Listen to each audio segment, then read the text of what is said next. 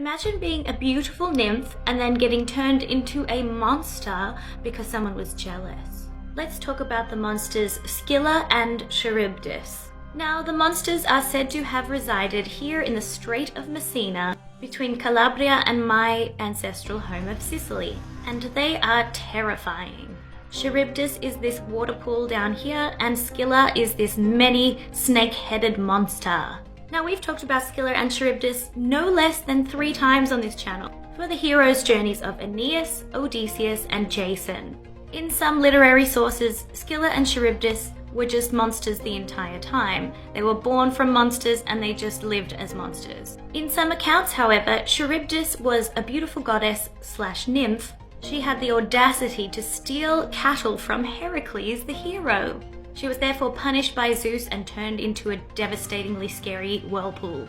Another version is that she turned herself into a whirlpool in order to help the god Poseidon. Poseidon wanted more territory, so Charybdis kindly decided to help him achieve that by turning herself into a whirlpool and thus widening the sea territory.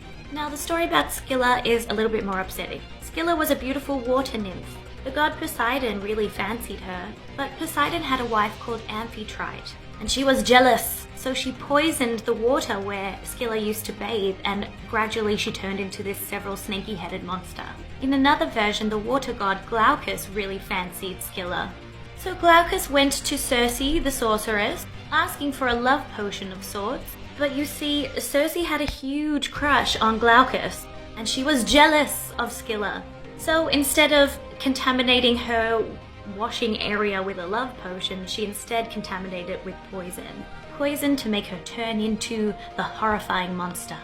It's like a really tough break for the two of these. The story about Scylla and Charybdis and every hero's encounter with them gives rise to the idiom between a rock and a hard place. These jealous goddesses though, that's not very girl boss of you.